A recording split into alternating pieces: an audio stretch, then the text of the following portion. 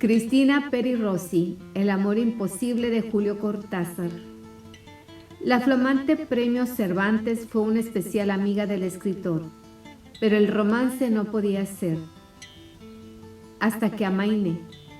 Esa fue la frase que una jovencísima Cristina Peri Rossi usó en 1972, cuando el secretario de redacción del seminario Marcha, donde trabajaba, le preguntó hasta cuándo se quedaría en Barcelona, pero el exilio se prolongaría durante toda una vida.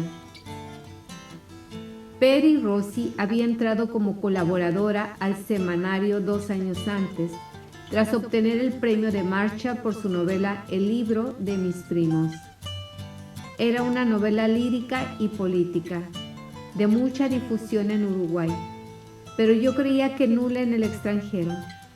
Al fin y al cabo éramos solo un pequeño país culto y civilizado, pero en el culo del mundo. Escribiría mucho tiempo después. Es que la novela le traería otra satisfacción aún mayor, una carta de Julio Cortázar, donde se declaraba admirador de su escritura después de leer el libro de mis primos, en un ejemplar llegado en barco por azar a París.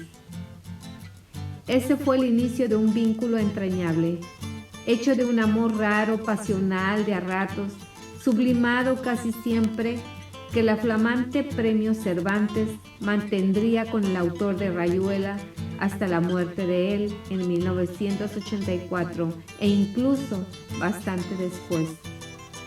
Peri Rossi es lesbiana y una de las singularidades de su obra poética es haberle dedicado versos sensualísimos a mujeres mucho antes de que el feminismo abriera esa puerta.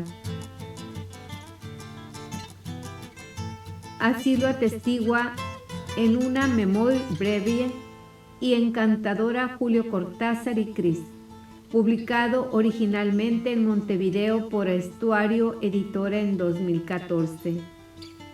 No he vuelto a París como tú no has podido volver a Barcelona, pero te cuento que nuestro restaurante favorito, El Amaya, sigue en las Ramblas. La Fundación Miró continúa con su olivo central y estoy segura, completamente segura, de que te fascinarían la Vie de Adele. Me dirías, ¿por qué no escribiste vos el guión? Y la Venus de las Pieles de Polanski le dice a su amigo en una carta incluida en el libro, escrita poco antes de su publicación. Esta amistad estuvo hecha de cartas y complicidades. Los dos amaban la música en general y a Joan Baez en particular. Los museos de arte, las ciencias ocultas las llamaban disciplinas oscuras, la poesía, y compartían una extraña fascinación por los dinosaurios mucho antes que Spielberg filmara Jurassic Park. Estuvieras donde estuvieras, porque viajabas muy a menudo, huías de París a veces a lugares remotos, no solo a Cuba o a Nicaragua. Siempre encontrabas algún libro sobre dinosaurios para enviarme, o una postal del monstruo del lago Ness, o una maqueta, escribe ella.